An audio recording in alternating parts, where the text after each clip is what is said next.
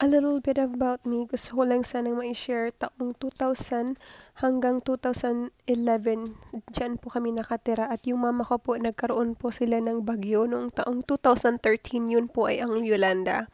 At yung mama ko rin po ay doon po siya nakatira sa ate ko doon sa Bataan for 2 years ata yun. And then bumalik po si mama sa amin. Andyan na po siya tumira sa bahay ulit namin kung saan po naliyulandahan po kami. And then nag-usap po kami ni mama, nag-video call kami at sinabi niya sa akin na magkakaroon daw siya ng pabahay kaya po bumalik siya doon sa amin.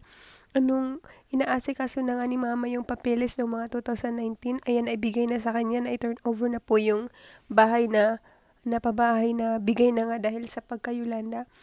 Ayan, at sabi ni mama ay paayos daw namin yung sa likod kasi daw para medyo lumaki naman siya ng konti. At ayan na nga at nung naipaayos ko na siya, ayan na yung itsura. Sobrang kinakabahan ako dahil mahal yung mga gamit or mga bibilihin. Pero exciting naman din. Sabi din ni mama na paayusin or ayusin ko daw yung sa front. At syempre nandyan naman yung brother ko at supportive. Ayan siya yung aking tagagawa at yung mga may mga labors din kami.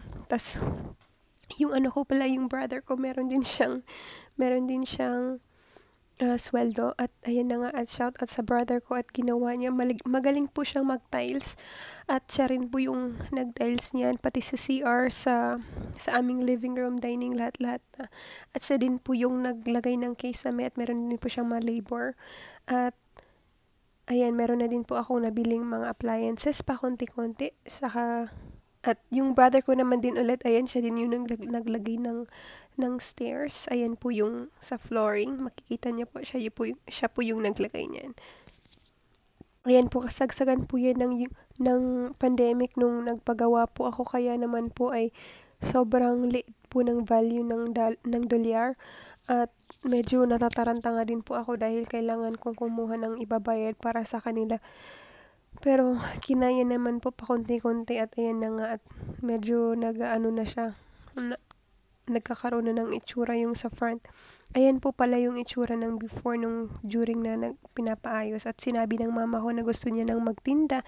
At ayan na nga, ipinagawan ko na siya ng tarp at maliit lang naman. So, andyan na po ang sa labas dahil pag pintura po ay madaling matanggal. So, pag tiles po ay medyo matagal na rin siya at hindi siya na wawala ng kulay. So, okay na rin po. Ayan po yung kay mama tindahan. Nagkaroon po siya ng bigasan. May mga tsinelas po ang mga binibili ni mama ay yung mga stuff na hindi madaling masira or mapanis. Ayan. Meron din po siyang mga kape. Mostly, mga is yung mga binebenta ni mama is yung mga kape talaga kasi yun talaga yung hanap ng mga tao, mga sardines, mga tawag na ito, yung mga pang araw-araw na ginagamit. So, ayan. Malayo din po kasi sa amin yung tawag na ito, yung market. So, maganda pag may tindahan. Mga taong 2016, sinabi ko kay mama, magkakaroon ka din ng bahay someday, and ito na nga yun. So, yung mama ko, salamat naman dahil nagkaroon siya ng pabahay at naipaayos ko na rin po siya. At paunti-unti yung mama ko bumabalik yung sigla ng niya, siguro hindi na siya nai-stress at sana yung mama ko ay bigyan pa ng mahabang buhay ng Panginoon at sana naman ay makapiling pa namin siya ng napakahabang panahon. At gusto ko sana yung mama ko na maging happy lang lagi at sana ay hindi sa stress. At basta ang hiling ko lang kay mama ay matulog siya ng 8 hours o di kaya mas matagalan pa para naman makapag-relax siya. Wala na siyang iisipin kundi yung mag-relax lang. Yung mga pamangkin ko sana hindi maging pasaway.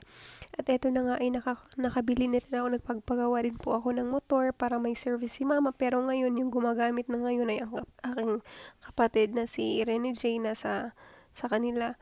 Kasi siya lang naman yung makakapag-drive niyan. Si mama hindi naman marunong. And then matanda na rin si mama. So ayan, nakakuha na rin po ako niyan. And proud po ako dahil gusto po ni mama na magkaroon po kami ng motor. And ayan na nga, like I always said, with God, nothing is impossible.